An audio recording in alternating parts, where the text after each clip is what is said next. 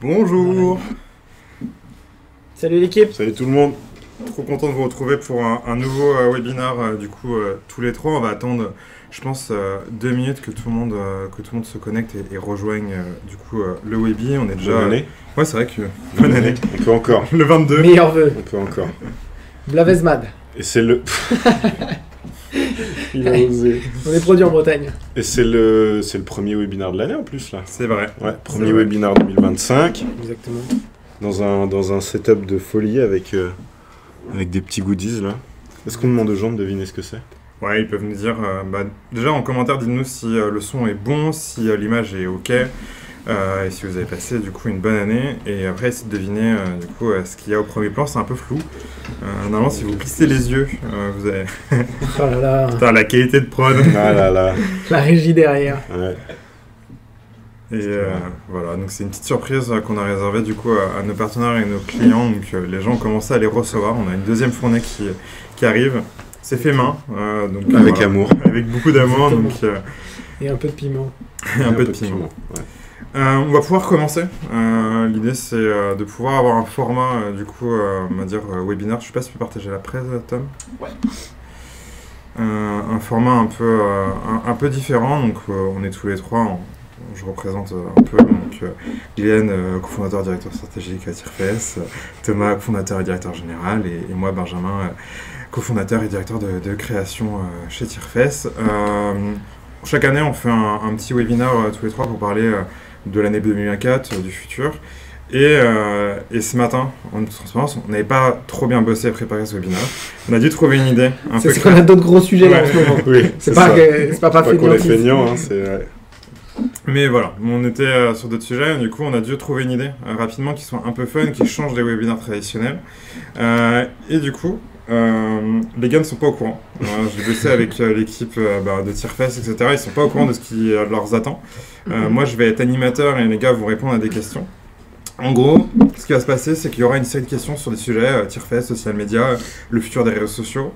Glenn et Thomas ne connaissent aucune question. Ils y vont s'enfiler en totale improvisation. Et du Ça coup, nous change. et du coup, J'étais relativement serein jusqu'ici, mais là plus ça va, plus je sais pas trop à quoi m'attendre. ils me connaissent en plus, donc ils savent que Ouais. Ouais, exactement. niveau questions, ça va être drôle. Et du coup, dans le chat, vous avez du pouvoir. Donc vous allez voir, en fait, vous allez pouvoir choisir les questions. Un peu à la manière des jeux télé, etc. Chaque question correspond à un sujet. Et vous allez pouvoir les voir tout de suite. Donc il y a 20 questions qui vont de 1 à 20. Pour chaque question, il y a un petit mot qui est lié. Donc il suffit juste de dire dans le chat quelle question vous aimeriez bien que les gars y répondent. Et là, on va commencer du coup par Thomas. Donner un numéro dans le chat et du coup on va y aller pour Thomas. Et comme il y aura un petit délai, je pense qu'au départ peut-être on va commencer par une première question. Thomas, je te laisse choisir une question que tu as envie. Je balise. Allez, iRobot parce que la référence me parle. Alors du coup Thomas, c'est la question numéro 6. En 2025, l'IA elle va ressembler à quoi dans nos métiers? Dans nos métiers. Ok. Je te retourne la question même. On a des jokers genre C'est le directeur de création. ou genre bouclier, je la renvoie vers Glenn ou un truc comme ça. Vous avez des petits jokers que vous pouvez vous rebalancer, etc. Non, pour le coup c'est vrai que je passe pas mal de temps sur le sujet et on a eu l'occasion d'en échanger un petit peu sur un des épisodes du podcast, mais déjà dans les trucs que je trouve intéressants, c'est l'intégration de plus en plus importante dans nos outils de travail, mine de rien. On le voit sur les différents écosystèmes sur lesquels on opère, que ce soit les extensions dans Premiere. Là, je voulais te l'envoyer hier, mais j'ai zappé. Artlist a sorti une extension Premiere Pro pour avoir des voice-overs générés par l'IA directement sur ta table de montage dans Premiere. Ça, c'est un exemple parmi d'autres. Hein. On sait qu'Adobe, ils sortent des trucs dans tous les sens sur l'IA générative. Donc, le premier truc que je vois, moi, c'est l'intégration dans nos outils de travail qui vont... on l'espère en tout cas accélérer nos workflows et nos process de production un peu à tous les niveaux. Ouais.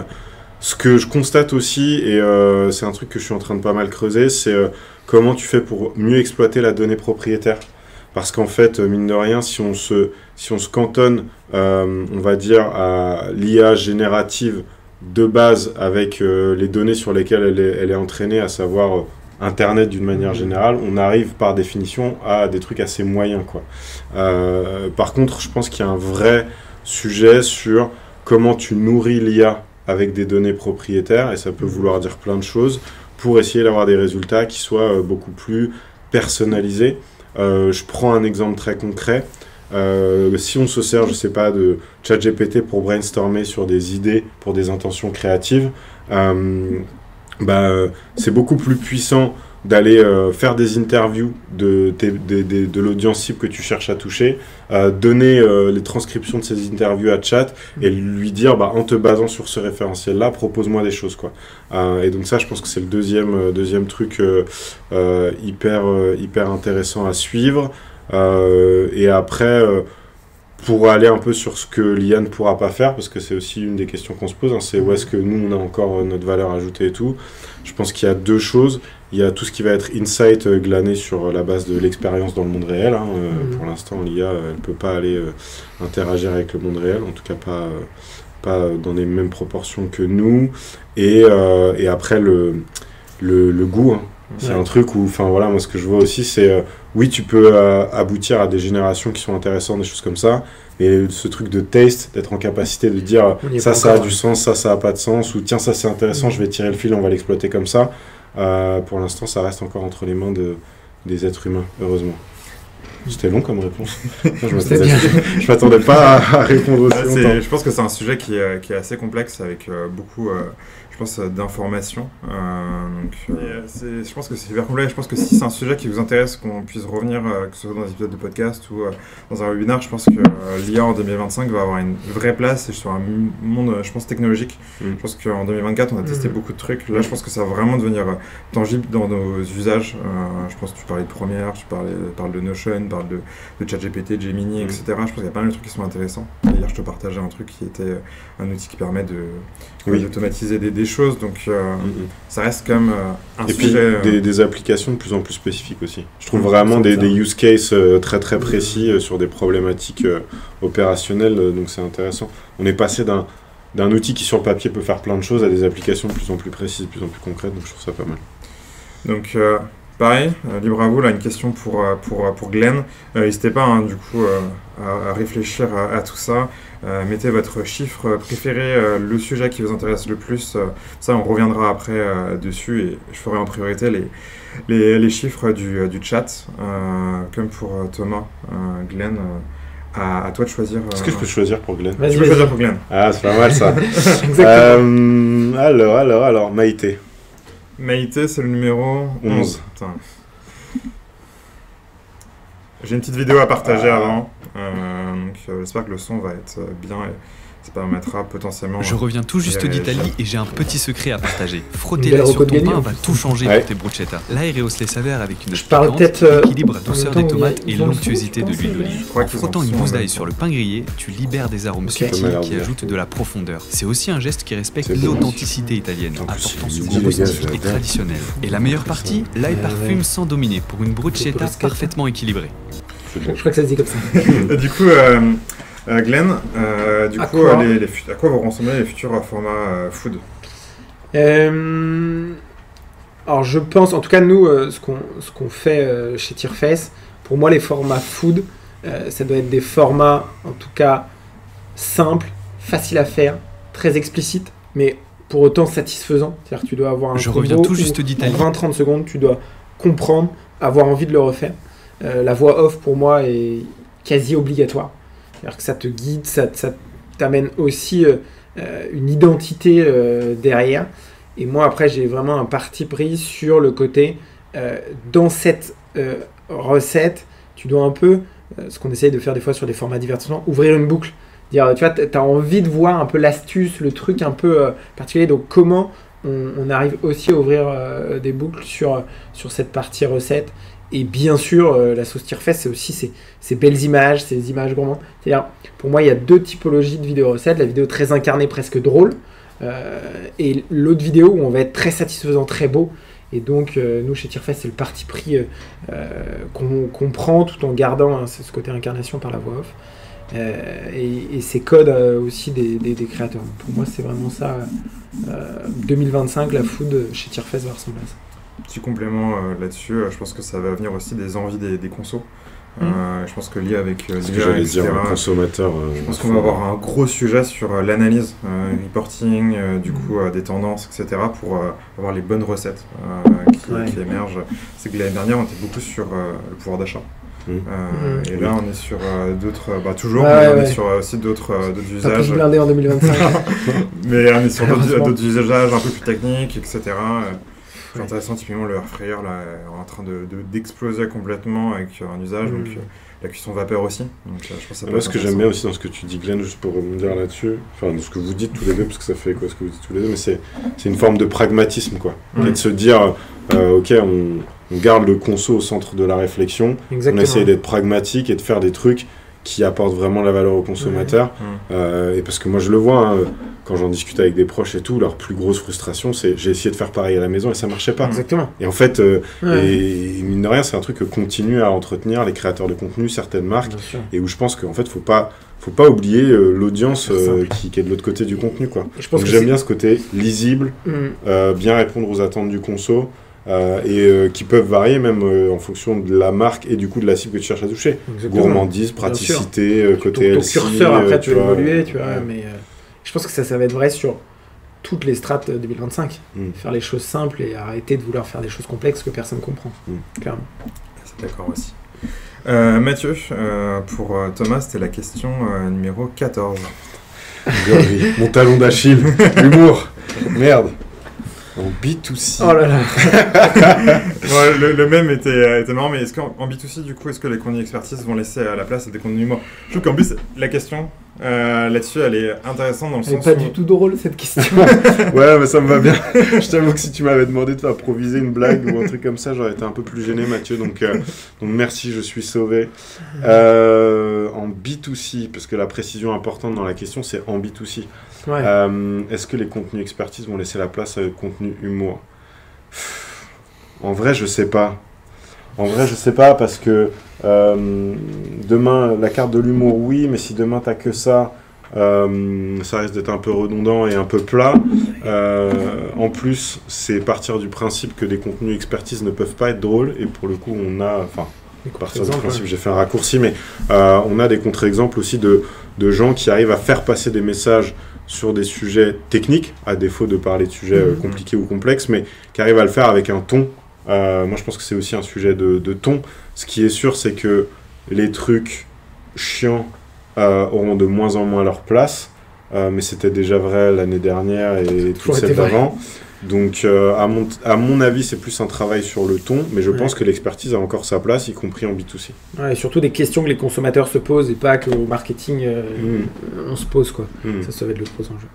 Mais tu vois, typiquement, par exemple, tu parlais du air fryer tout à l'heure, je pense qu'il y a des choses intéressantes à faire sur la science derrière la cuisson au air fryer, comment tu l'expliques de façon hyper accessible, en quoi c'est différent d'un four ou pas. Enfin, tu vois, il peut y avoir des... Carrément. Et pour moi, ça aurait vachement de sens en B2C. Tu pourrais le faire sur un ton assez léger, quoi. Exactement. Je suis d'accord avec vous. Du coup, Lorraine proposait la question numéro 3, du coup pour Glenn, la surprise. Voilà. Je vous donne une précision aussi, les questions rouges, c'est des questions du coup spicy, donc un peu touchy, etc., avec des sujets du coup qui peuvent mettre en difficulté les gars. Donc jetez-vous dessus, c'est le plus drôle. On n'aura pas le temps forcément de faire toutes les questions, donc voilà, jetez-vous dessus. Si vous pouvez le faire, sinon c'est moi qui l'imposerai. On adore la difficulté. Surprise. Glenn, je sais pas si tu as assez de refs de ce même, qui est pour moi une des meilleures séries que j'adore plus. Comment ça s'appelle déjà ? Ted Lasso. Elle est bien. Sans contrainte, si tu pouvais inviter un guest à l'agence pour former les équipes, ça serait qui ? Pas mal. Et on n'a pas le droit de me dire Oussama. Pour le coup... Ça serait bien, hein. Tu Oussama à l'agence. En termes de storytelling, un guest... Elon Musk, il est vachement pris en ce moment. Que des gens problématiques. Ouais. De toute façon, Glenn aime les problèmes. Non, mais je sais pas, un guest que j'aimerais bien voir. Ouais, j'aurais dit en plus Oussama parce que j'aime bien les gens qui racontent des histoires et qui sont vrais. Et donc, j'aurais aimé et des gens qui sont nés sur les réseaux sociaux sans le vouloir. C'est-à-dire, d'abord, tu vois, avec un The Family, juste tu fais des confs, tu les enregistres, mais en faire le pouvoir du storytelling. Et je crois beaucoup là-dedans, c'est-à-dire les backstage, comment tu racontes des histoires, mais sans... là où nous, on cogite des fois trop. Comment tu vas voir ça? Donc ouais, c'est un petit Oussama, mais Elon Musk, ça pourrait être bien aussi. Comment réussir à faire le buzz, et ça pourrait être pas mal. Donc si les deux m'entendent, vous pouvez venir ensemble. Et Thomas, toi? Moi, parce qu'il y a un truc qui me fascine, c'est toujours dans la lignée de ce que tu disais sur la partie storytelling et tout, c'est toutes ces marques qui arrivent à vraiment construire des communautés hyper engagées autour d'une mission forte. Je pense à Meet Square, dont on a déjà pu parler, mon pote Nick Bear.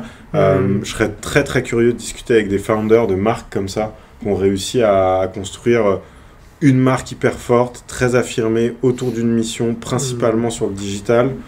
D'essayer de comprendre un peu comment ils ont abordé ce truc-là, c'est quoi les freins qu'ils pouvaient avoir aussi, parce qu'on sait que c'est pas un exercice facile, donc je serais curieux de les faire parler sur, la première fois qu'on a sorti un contenu dans ce style-là, voilà les appréhensions qu'on pouvait avoir, comment on a levé les freins, qu'est-ce qui nous a permis de passer à l'acte et tout, parce que je suis toujours assez bluffé de ce que certaines marques sont capables de faire, quand ils y vont avec une vraie mission, un objectif clair et beaucoup d'authenticité, de transparence. Donc je pense que ce serait... Continuer l'apprentissage, quoi. Ouais. D'accord, ce serait cool d'avoir tout le monde. Et toi? Toi, tu veux tout le monde, toi? Ouais, je veux tout le monde. Porte ouverte. Merde, putain. Comment ça se passe spoiler? Petit spoil. Du coup, Thomas, la question 10 pour toi. Ok. Ouais. Un petit mot qui pourrait être un grand mot, mais un petit mot sur le sujet de la marque employeur. Comment elle a évolué en 2024? Je sais qu'avec le lancement de PeopleWall, etc. Aujourd'hui, on en est où sur ce sujet? Ouais. On en est où? On en est sur... À peu près au même stade. Ouais, non. Relativement peu. Hein, non, je pense que... parce qu'en fait, ce qu'on constate aussi du fait des échanges... qu'on a avec les gens dans le cadre de PeopleWall. Donc PeopleWall, pour rappel, pour les gens qui n'auraient pas forcément identifié le projet, c'est la petite sœur de Tirefest qui est vraiment dédiée à la marque employeur sur les réseaux. Le premier constat qu'on a fait, c'est le niveau de maturité des gens avec qui on discute sur ces sujets-là. Encore des manières de faire un peu historiques, traditionnelles, qui sont très très ancrées. Aussi des interlocuteurs dont c'est pas le métier. Faut se rappeler aussi qu'on parle beaucoup à des gens qui sont avant tout des personnes qui travaillent en ressources humaines, et la communication, c'est pas leur premier métier. Donc de notre côté, en tout cas, beaucoup de pédagogie à faire. Après, si j'avais un mot, ou deux, ce serait transparence, authenticité, quoi. Ce qui ressort, c'est vraiment ce truc de on veut pas de bullshit. Je pense que les gens ont un radar aujourd'hui qui est assez développé sur on me dit que la moitié de la vérité, on nous raconte pas toute l'histoire, etc. Envie de voir les collaborateurs, envie de les entendre, envie de voir les coulisses de la vie de l'entreprise, etc. Donc encore une fois, on sait que c'est un exercice qui est pas facile, mais je pense que s'il y avait une ligne directrice à suivre sur la marque employeur en 2025, ça serait celle-là, quoi. Ouais. Et puis surtout, ne pas essayer de paraître, de se faire passer pour autre chose que ce qu'on est. Tu vois. Être cool. Bah ouais, en fait, c'est juste... ça, c'est juste gênant. Voilà, votre entreprise, elle est ce qu'elle est, vous composez avec ce que vous êtes. Voilà, les formats expertise ont du sens. Tu vois, par exemple, si c'est la force de la marque d'être les meilleurs sur ce marché-là, pour attirer les meilleurs, l'expertise a du sens. Et après, c'est un truc que j'ai beaucoup dit l'année dernière quand j'en parlais, mais personne ne vous demande d'être parfait. Par contre, les gens veulent que vous soyez honnête. Et si vous êtes en train de travailler sur des trucs pour faire évoluer la réalité, la situation dans l'entreprise, dites-le sous réserve que vous puissiez communiquer dessus, parce qu'on ne peut évidemment pas communiquer sur tout. En tout cas, c'est compréhensible de ne pas pouvoir prendre la parole sur certains sujets. Mais voilà, je pense que ce serait ce que j'aurais à dire sur la marque employeur. Un seul mot. Ouais, un seul mot. C'est pas mon fort. La concision, c'est pas mon fort. Merci. Du coup, Glenn, tu vas passer... Spicy or not spicy? C'est Marie, et ça commence à être spicy. Ah, merci Marie. C'est le 16. Est-ce que t'es prêt? Challenge. C'est pas le plus... c'est pas le plus spicy. Oh, ça va. C'est le plus... ça monte par degré d'intensité. Effectivement, Sabrina, tout à l'heure, nous aura la question à 19, ça a monté en puissance. On dirait toi, nos soirées de samedi soir. Exactement, j'aime bien. À peu près le même outfit. Ouais, ça dépend, je varie un peu. Mais... Imagine, tu es Madame Irma. Oui. Quelle est la tendance qui va arriver? Et je veux pas une tendance qui existe déjà et qui aura de monter en puissance, quelque chose qui va, qui va arriver, tu dis putain, c'est ça qui va exploser sur les réseaux sociaux. Après, c'est chaud parce que c'est quand même des tendances. Moi, je suis vraiment sur cette notion sur 2025 de retour au basique, quoi. Okay. Tu vois, qu'on a vu sur YouTube, et je trouve qu'on voit pas encore assez sur Instagram, par exemple. Et moi, j'y crois beaucoup. Et donc, de revenir à des choses beaucoup plus simples par les créateurs. On a tenté quand même beaucoup de divertissement sur du micro-trottoir, sur des trucs comme ça. Et il va y avoir une grosse lassitude de tous ces formats de faire rire pour faire rire.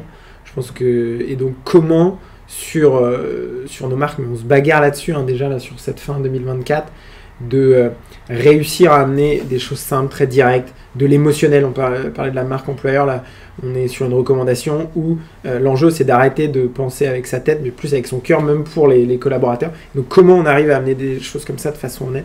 Donc, moi, en tout cas, ça va être ça. Et des choses où tu vois les collaborateurs parler, mais presque des formats story qu'on va voir en Reels, quoi. Et des fois, des choses un peu longues, tant pis, des choses mais où il y aura vraiment du propos. Et moi, je crois beaucoup là-dedans, et je pense qu'il va y avoir aussi une césure entre les marques qui veulent pas jouer avec les codes des réseaux sociaux, et donc ils vont continuer à faire des coups de com', des trucs comme ça, mais parce que l'agence avec qui ils bossent ont toujours fait comme ça, et donc veulent pas forcément jouer avec les codes des réseaux sociaux, et les marques qui vont vraiment jouer sur les codes des réseaux sociaux et faire ce type de format qui vont performer, quoi. Donc retour au basique, retour à la performance, et arrêter de se mentir. Okay. Mais après, en tendance de fond, et peut-être une tendance qui pourrait arriver avec l'IA, justement, c'est le retour des mascottes avec des personnages incarnés en IA. On est en train de le tester là, on va le tester sur une reco, on va voir comment ça performe, et peut-être aussi en tout cas de l'incarnation plus par l'homme, mais par de l'IA, qui va être le nouveau personnage avec qui on va pouvoir discuter, Quand tu dis personnage, tu penses mascotte ou tu penses aussi genre égérie? Parce que moi, tu vois, plutôt mascotte, c'est-à-dire que ça sera assumé le fait que ça soit un personnage fictif. Quoi. Okay. Exactement. Et je pense que les marques sont pas prêtes, et puis sinon ça va faire un bad buzz. Tu vois, les marques vont dire attendez-vous, juste un personnage fictif. On l'avait proposé à une marque de crêpes, et qui va s'en rendre compte, et ça sera plus sur 2026 sûrement. Mais voilà, c'est ce type-là, peut-être qu'on va avoir, je pense, migrer vers l'IA. Je pense qu'il y a un côté aussi où aujourd'hui la techno qu'il faut pour avoir une vraie mascotte en motion capture, etc. Et le gap est encore trop fort. Aujourd'hui, l'IA, comment elle le fait, il y a des loupés, donc il faut mieux que ça soit assumé. Faut pas le cacher, etc. Et c'est pour ça que j'aime bien aussi. Quitte à montrer les backstage quand ça se filme et tout, mais je me dis que ça pourrait être quelque chose d'intéressant et sur lequel on va bosser. Moi, je pense qu'il va quand même y avoir un truc autour de marques, je m'interroge vraiment là-dessus, qui vont tenter le coup de monter des armées de nano-influenceurs full IA, tu vois.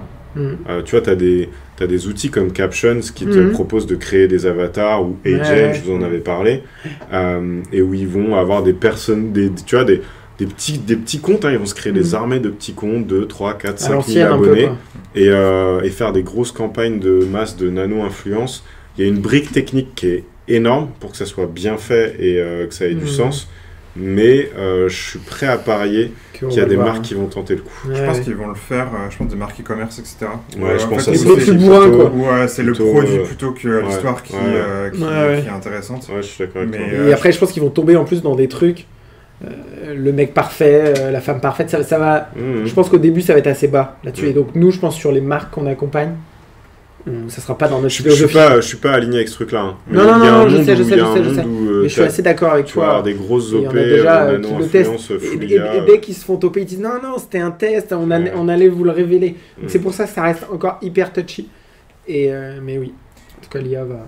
Je pense que moi, il y a un truc qui va arriver, c'est que du coup, comme avant, je pense qu'en 2023-2024, les marques disaient, genre, on en a marre de regarder les vues et les likes sur nos publications, etc. En fait, la prochaine étape, c'est ils voudront presque savoir qui sont les consos qui les suivent, et que derrière, en fait, on puisse créer beaucoup plus de proximité. Je pense qu'en 2025, on va être sur un enjeu où, en fait, et je pense que c'est là que... un pragmatisme économique aussi sur... C'est que même nos consos, on veut pouvoir leur parler, on veut savoir qui c'est, leurs attentes, etc.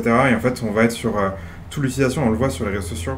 Après, c'est un peu dans mes pronostics. Je pense que toutes les marques, on parlait déjà, c'est toutes les marques qui ont des comptes business sur Insta vont passer en compte créateur pour vraiment fonctionner avec les codes des créateurs de contenu, etc. Et typiquement les canaux, ce genre de choses. Je pense que c'est des moves que vont faire les marques progressivement. Parce qu'en fait, il y a celles qui vont vouloir arroser en ads à Google, qui vont avoir full budget, etc. Et il y a celles qui vont vraiment vouloir créer de la proximité. Être malin, quoi. Et être malin, et je pense que c'est avec les codes des créateurs, et créer des rassemblements et créer une vraie communauté soudée. Sur le levier communautaire. Je pense qu'il y aura un enjeu là-dessus. Je vous remets une autre spicy. Hein. Je pense que les plus rouges sont les plus durs. Ouais, c'est ça. Et Thomas adore la sauce. Je vous laisse du coup en description. Sinon c'est moi. Non, toi Ben, tu peux choisir parce que tu sais. Hein. Non mais en description du coup mettre. Il nous reste quelques questions, mais n'hésitez pas du coup à remettre du coup les petits chiffres, etc. Pour mettre un peu de sauce. Du coup on serait sur pour Thomas la 9, donc l'évolution. Ok. On parlait de Darwin. C'est qui a posé? Bleu N. Bleu N. Merci Bleu N. Ce qui va être cette question elle était un peu dirigée, mais on a une croyance chez Tierface qui est pour nous l'organique a sa place, qu'aujourd'hui il faut penser les contenus pour l'organique, etc. Qui n'est pas full organique. C'est l'organique augmenté, quoi. L'organique augmenté. Mais avec cette croyance-là, est-ce que aujourd'hui, de ce que tu vois sur les réseaux, tu es toujours convaincu de ce parti pris qu'a l'agence Tierface? Ouais, je suis toujours convaincu. Parce que, pour une raison toute simple, hein, ce truc en 2 temps de se dire on essaie de penser des contenus qui performent en organique et après on va aller augmenter ou amplifier la diffusion grâce à l'ADS, pour moi ça permet de t'assurer que tu as une forme de proof of concept, quoi. C'est-à-dire que si ton contenu a généré un minimum d'engagement en organique, t'as pas le sentiment de gaspiller de l'argent quand tu vas mettre un budget publicitaire derrière. Moi ce qui me fait toujours peur, c'est des marques qui vont aller prendre un ensemble de créas un peu bateau, un peu pété, qui les ont jamais montrés à leur audience cible, qu'ils ont jamais testé, qui vont mettre des sommes astronomiques derrière en se disant on est visible, et sans être forcément en capacité de mesurer l'impact sur la perception, que ça va avoir sur la perception que les gens ont de la marque, quoi. Parce qu'en fait, l'avantage et le problème des réseaux sociaux, c'est que c'est facile d'accès. Donc l'avantage, c'est que tu peux très vite être très visible et que c'est relativement facilement accessible. La barrière à l'entrée, elle est relativement faible. Le problème de ça, c'est aussi que là où sur des médias un peu plus compliqués, tu vas aller faire valider ton message, tu vas aller le tester, tu vas machin un truc. Tu peux avoir tendance à y aller un peu bien en tête en disant je teste et je verrai. Mais du coup, risquer d'y laisser quelques plumes, quoi. Et en fait, cette réflexion de l'organique, c'est plus qu'il y a à notre philosophie, c'est-à-dire réfléchir comme des créateurs de contenu. Et en plus, on a cette capacité, comme on accompagne des marques, d'avoir un budget ads. Et ça nous permet d'avoir aussi des coûts d'acquisition en ads hyper faibles, avec des résultats qualitatifs hyper forts. Et c'est surtout ça, ce combo-là. Parce que quand il y a des gens qui passent 15-20 secondes sur nos vidéos à des coûts défiant toute concurrence, c'est aussi là qu'on a gagné. Et en plus, en pensant comme ça, des fois on peut avoir des très bonnes surprises, faire plusieurs millions de vues, rien qu'en organique. Et donc c'est cette combinaison-là. Et c'est ça aussi, jouer avec les codes des réseaux sociaux versus t'es une marque. Je pense que l'écueil dans lequel peuvent tomber certaines marques ou communicants et tout, c'est d'être très focalisé sur le message, mais en faisant abstraction du contexte. Et en l'occurrence, le message, il n'est jamais considéré hors contexte. Il est toujours considéré dans un contexte, celui de la plateforme, dans le cas qui nous concerne, mais ou du média sur lequel tu diffuses. Et tu peux pas faire abstraction du fait que le contexte va influencer la perception que les gens ont du message. Exactement. Et donc pour moi, c'est vraiment cette réflexion un peu globale qui est de se dire ok, qu'est-ce qu'on raconte à destination de qui, mais aussi dans quel contexte et comment ça doit influencer le message qu'on va avoir vocation à diffuser. Ouais, je suis d'accord avec vous, et en plus de ça, un truc que j'ai discuté avec des copains et je leur disais, à l'origine, les marques sont arrivées sur les réseaux sociaux, c'était un hack d'arriver. En fait, il n'y avait aucune marque qui était présente. Ouais. Les marques sont arrivées là parce qu'elles savaient qu'elles avaient des consos, etc. Les plateformes ont évolué. Elles ont permis de faire de l'ad, elles ont permis d'avoir des comptes d'entreprise. Mais la base de la communication sur les réseaux sociaux, c'est du contenu comme les créateurs. Et c'est pour ça que moi, j'encourage toujours de le penser comme ça. C'est qu'aujourd'hui, il y a des petites, on va dire, béquilles qui ont été mises, la création d'ads, la possibilité d'avoir un compte entreprise, etc. Je pense qu'il faut continuer à s'inspirer de ce que font les créateurs parce que c'est ce que les gens attendent sur ces plateformes. Voilà, sinon on va reprendre très vite les codes de la télé et derrière la seule différence c'est qu'on sera plus en mesure de mesurer, mais c'est tout. Ouais. On a une spicy. J'ai l'impression que c'est que pour toi à chaque fois. Mais tu peux la donner à Thomas si tu as envie. Parce que je répondrai de toute façon. Après, on peut répondre tous les deux. La prochaine est spicy encore. Donc, ok, bon, ça va. On peut répondre tous les deux. Voilà. Du coup, la question, plus focus sur TFS, c'est quoi l'amélioration qui a été la plus significative de l'année?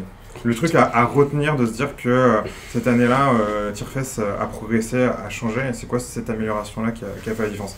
J'ai quelques pistes, mais je suis curieux d'avoir du coup vos retours. Alors attends, parce que tu peux le voir de plusieurs façons, cette question-là. C'est soit tu le vois dans ce qu'on fait pour nos clients, la manière qu'on a travaillé pour nos clients, dans notre organisation interne, dans... Tu vois, choisissez le sujet. Typiquement, moi, je vous donne la truc la plus évidente pour moi, c'était les bureaux. En 2024, on avait des bureaux qui s'étaient adaptés et aménagés pour la création de contenu. Amélioration ultra significative, c'est notre capacité à produire. On oublie vite. 2024. Je voulais enlever celle-ci. Maintenant, moins de choix. Je suis curieux d'avoir vos... Tu parleras de l'organisation peut-être interne. Pour nos clients, pour moi, c'est continuer à matraquer la performance et la vraie performance. Notre philosophie, on se bagarre parce que la tentation est des fois forte de repartir sur des coups de com', des choses un peu sexy pour l'interne aussi, beaucoup. Le coup de com', ça marche bien pour aller chercher un prix et ça marche bien pour plaire à sa direction. Et nous, on milite pour dire non, on reste focalisé sur le consommateur et le levier business. C'est-à-dire de se dire comment on fait pour aller chercher vos consommateurs, les matraquer un à un avec le bon message et avec des formats qu'ils veulent. Donc ça, c'est pour moi une amélioration et on continue là-dedans. Pour moi, le gros sujet de 2024 et celui de 2025, c'est comment on craque ce truc-là. Et on a toutes les recos qu'on a fait là pour nos marques sur 2024 sont dans cet axe-là. Donc pour moi, c'est vraiment une grosse amélioration avec ce sujet de formation toujours des équipes qui est en cours et comment on devient les meilleurs là-dessus. Et peut-être une petite amélioration là pour aussi être honnête et dire c'est aussi en tant que chef d'entreprise, on a aussi, je trouve, tous les trois progressé sur aussi comment on affronte des sujets difficiles avec en tout cas nous le plus de... en étant droit dans nos bottes, avec nos valeurs et en étant aussi en montant aussi en compétences en tant que chef d'entreprise et en faisant aussi évoluer Tirefess dans un contexte marché compliqué. Comment on continue à avoir de la croissance, améliorer aussi notre rentabilité, tous ces sujets-là. Et ça, là-dessus, je pense qu'on progresse bien. Et ça, c'est cool aussi de le voir. Donc, ça annonce une année 2025... 2026 costaud. C'est vrai que je dis 2021, en fait, c'était dans 2026. On n'est pas déjà dans le futur. Ouais, je suis assez raccord. Après, moi, vu de ma fenêtre, parce que je suis plus sur les sujets internes, et en fonction de qui tu demandes dans les équipes, peut-être qu'ils verront pas ça comme une amélioration, mais parce qu'on est encore en train de tester plein de choses, mais on a mis en place, ou on est en train de mettre en place, le Lean en tant que méthode de management opérationnel. On est loin d'avoir réglé tous les problèmes, mais par contre, ce qui est sûr, c'est qu'on les voit, c'est déjà pas mal. Oui. Moi, je dirais sur l'année qui vient de s'écouler, à défaut d'avoir pu tout résoudre, je trouve qu'on se cache pas, quoi. En fait, les problèmes, on les a en visu. Il y en a qui sont réglés vite, d'autres moins vite. Mais ce que j'ai aimé cette année, même si ça n'a pas toujours été très confortable, c'est qu'on a regardé les choses en face et en particulier aussi dans un contexte, comme tu le disais Glenn, et je pense que c'est important de le rappeler, dans un contexte économique compliqué, quoi. Après, moi, ce que je vois par rapport à tout ça, c'est que ça force aussi les entreprises, et je pense qu'on n'est pas les seuls concernés, à être de plus en plus résilients. qui est, je pense, une belle qualité à avoir, aussi bien sur le plan personnel qu'en tant qu'organisation. Et je pense que on a commencé à travailler là-dessus cette année. On est en train aussi de s'équiper et de développer pas mal de choses pour être en capacité de devenir une organisation résiliente, quoi. Et c'est ce qui fait que demain, quand on repartira dans un contexte économique qui sera encore plus porteur pour la croissance et tout, on sera bien équipé aussi pour le gérer, quoi. Voilà. Exactement. Hyper complet. Toutes les infos. Ça me va. Moi aussi. Il y a personne qui l'a mis. Moi j'aurais mis direct. Ils sont gentils, ils veulent pas nous mettre en difficulté. Du coup, pour finir, parce qu'on va bientôt clôturer du coup, le live, il reste 2 possibles questions à aller chercher. On va faire la 17 de Marie. N'hésitez pas, du coup, dans le chat, à nous soumettre 2 numéros. Et derrière, on pourra, du coup, vous y répondre. Donc, ce sujet-là, du coup, qui ira pour Thomas. Ouais, normalement, ouais. Du coup, c'est quoi le créateur ou peut-être un type de format, etc., dont tu comprends pas du tout la hype? C'est le genre de truc que tu vois passer, tu te dis, mais je comprends pas que les gens ils aiment ça, ils aiment ce type de contenu. Tu te dis, mais vraiment, c'est en décalage à ce que tu suis et tu consommes, et en même temps, tu te dis, bon, j'ai du mal à comprendre comment ça fonctionne derrière, quoi. Il y a 2 trucs qui me viennent assez spontanément. J'en voulais qu'un. Ouais, dans ce cas-là, si les trucs avec, mais pour le coup, ça me met vraiment mal à l'aise. J'ai pas de noms qui me viennent en tête parce que je les suis pas, mais vous m'en avez déjà montré. Des trucs un peu de voyeurisme, quoi. Genre, clairement, des gens qui ont des vies. Clairement, ils ont pas des vies de ouf et qui se mettent en scène et qui se donnent en spectacle et les gens regardent.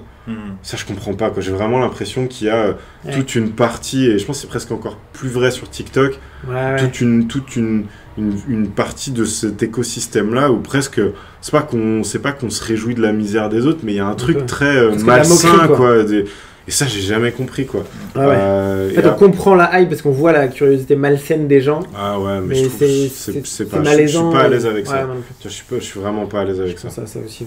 Je pense que je suis d'accord avec vous. Pas faire du buzz. Alors pour ces gens-là, tant mieux parce que ça leur donne aussi un peu de trucs. Et on se dit que c'est bien, mais on sait que c'est pour de la moquerie et ça. Puis je trouve que ça nous tire pas vers le haut, quoi, collectivement. Tu vois, en tant que société, il y a un truc aussi de. Qu'est-ce que ça dit de nous? Tu vois, je suis pas hyper à l'aise avec ça. Des fois, j'ai l'impression, je voyais des trucs passer là, de revenir à un vieux vidéo gag, tu vois, des trucs où tu vois des gamins se tomber, les gens sont contents, quoi. Je me dis, putain, on a pas tant que ça évolué là-dessus. Et je trouve que là, tu vois, ce que certains sont prêts à faire pour être visibles, tu vois, pour gagner des abonnés, pour aller chercher des vues, des likes et tout, je me dis. En termes de ce que ça raconte de la nature humaine, c'est chaud quand même. Enfin, tu vois, c'est pas. Ça réveille pas forcément nos meilleurs instincts sur certains aspects, quoi. Non, clairement. Voilà. Trop bien, merci. Je pense que c'était pas très drôle comme réponse, mais tout le monde sera, je pense, raccord là-dessus. Et pour finir, la dernière, du coup, pour Glenn qui est à la 20. Donc c'est Jeanne qui te la pose. Merci Jeannot, on t'embrasse.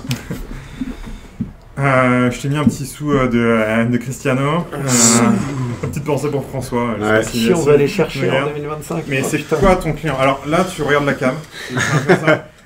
On arrive. Je veux dans un an, on le laisse ce client. J'en ai 2.